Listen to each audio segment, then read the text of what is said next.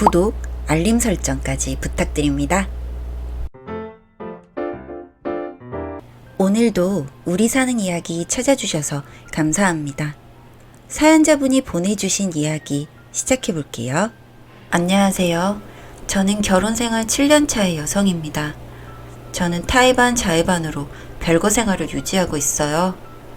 저 혼자 집을 나와 친정에서 요양을 하고 있습니다. 남편이랑 얼굴을 안 본 지는 좀 되었습니다. 하지만 그렇다고 해서 남편이랑 사이가 아주 안 좋은 것은 아니고요. 저도 남편도 서로 많이 지쳐있다는 것이 이유라면 이유이겠죠. 왜 연락조차 하지 않냐고 누군가 묻는다면 서로 얼굴을 보면 서운한 소리가 먼저 나갈 관계라서 둘 다 먼저 연락을 하지 않고 있는 것 같단 지레짐작으로 대답을 할 수 있을 것 같네요. 사실 둘 사이에 아이가 없었다면 진작에 끝났어도 끝났을 관계겠지만 아쉬움인지 다행으로 남을지 저희 둘 사이에는 아이가 한 명 있습니다. 저를 많이 닮은 아들이고요. 지금은 저와 같이 생활하진 않고 있습니다. 제가 지금 몸이 안 좋아 아이 아빠와 시부모님들이 함께 아이를 키워주고 있거든요.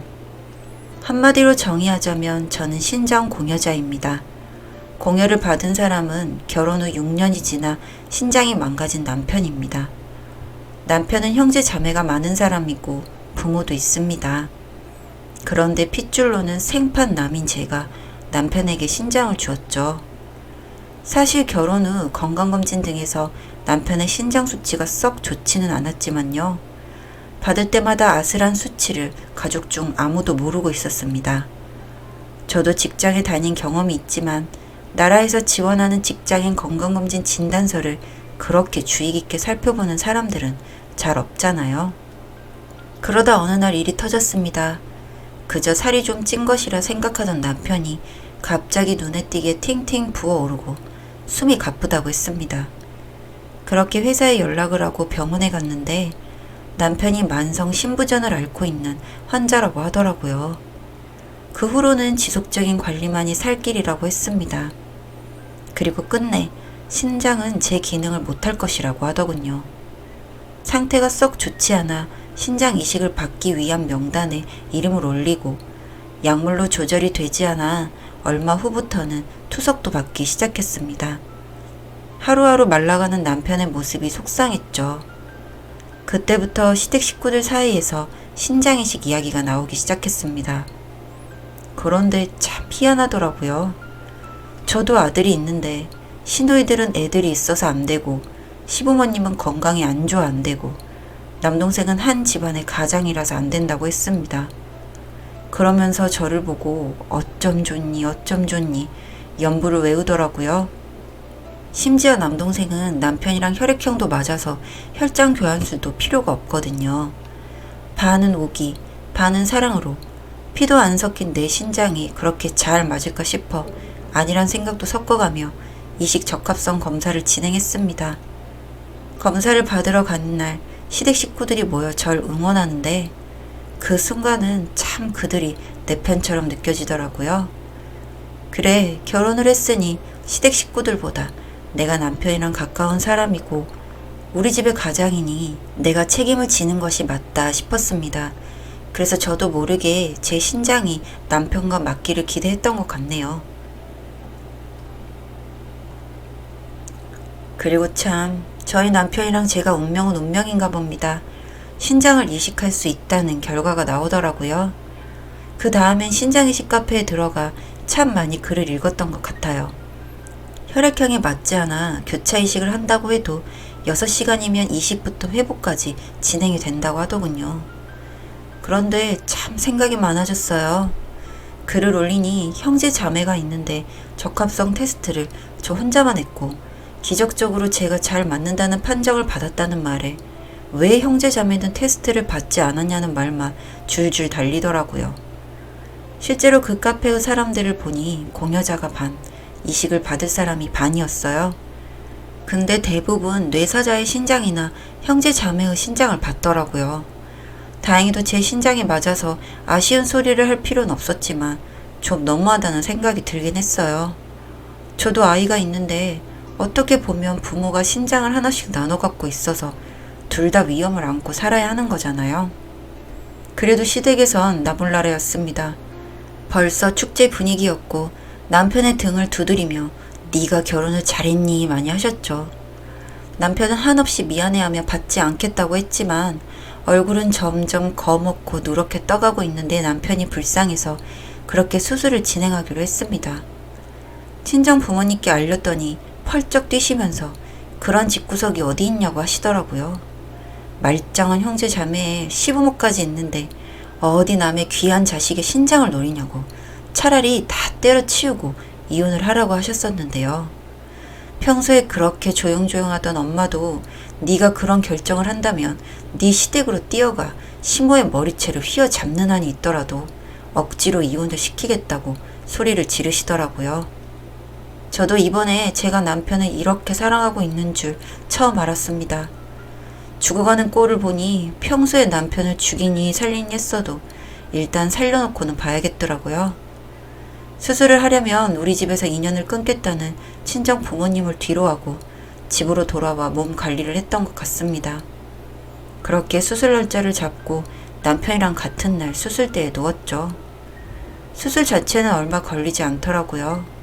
입원도 며칠 하지 않았고 생각보다 정상 생활도 바로 가능했습니다. 남편도 거부 반응 없이 이식이 잘 되었다는 이야기를 들었고요. 이벤트가 있었다면 정말 저희 친정엄마가 병원을 쫓아오셨다는 거 하나일까요? 딸 자식 둔 죄라고 나이 차이도 얼마 안 나는 시어머니 앞에서 고개를 조아리고 집안끼리 만나면 남편을 칭찬하느라 바빴던 우리 엄마가 저 모르게 병원으로 찾아와 대차게 시어머니의 뺨을 날렸다더라고요. 어디 미친년이 지 식구 중한 줄만 알고 남의 집 딸을 이 꼴로 만드냐며 소란을 피웠는데 그때 병원에 와 있던 신우이라는 년들 둘이 우리 엄마 양팔을 잡고 말리는 듯 끌고 나가는 그런 꼴을 보였다네요.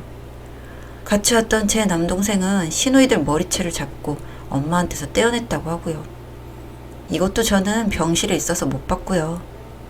나중에 제가 몸이 안 좋아져서 친정에 와 있는데 남동생이 그러더라고요.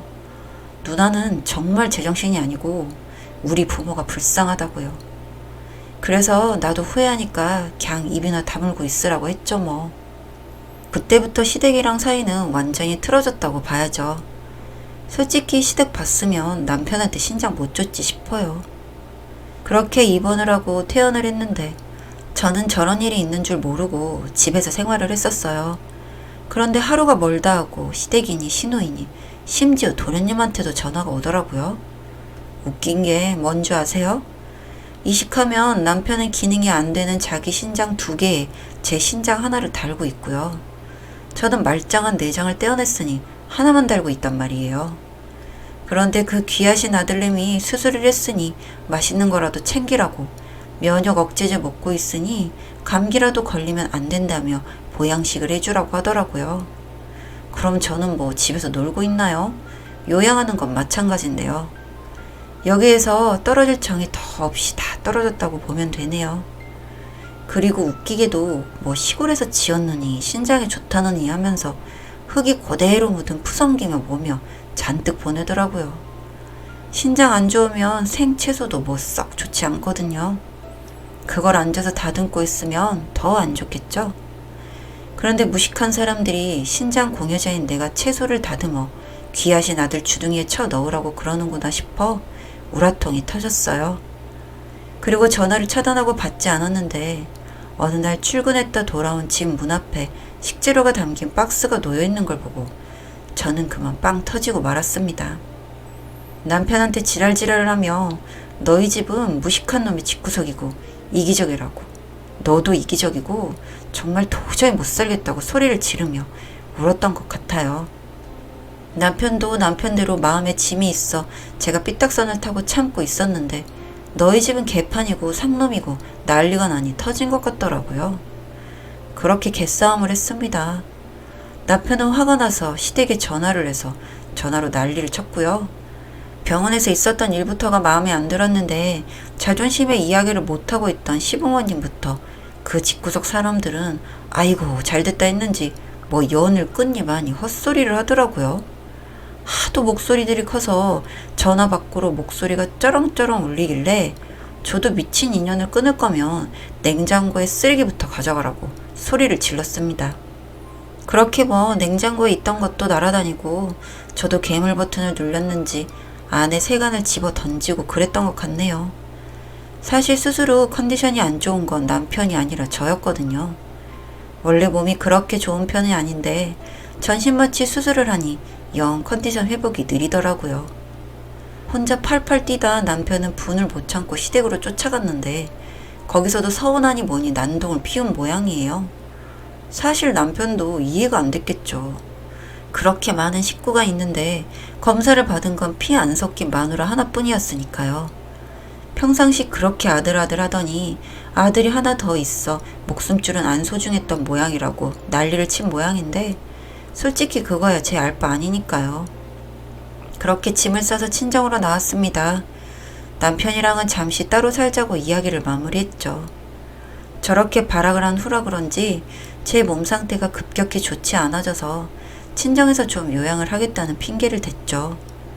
그리고 남편은 제 사랑하는 아들을 데리고 시댁으로 들어가 있습니다. 솔직히 아직까지 이혼 생각은 하고 싶지 않습니다. 집에서는 저를 등신이라고 하지만 자식이 있어 남편을 놓기가 힘드네요. 그리고 제 병원 볼 일이나 정기검진 같은 건 다행히도 친정 아버지의 도움을 받아서 편하게 다니고 있기도 하고요. 어떻게든 시댁이랑 인연을 끊고 우리 식구대로만 살아가면 싫은 부분은 덮어두고 관리하며 살 수 있지 싶은데요. 시댁 식구라고 말하기도 싫지만 얼굴만 봐도 우라통이 터지고 억울함이 올라오니 이를 어쩌면 좋을지 모르겠어요.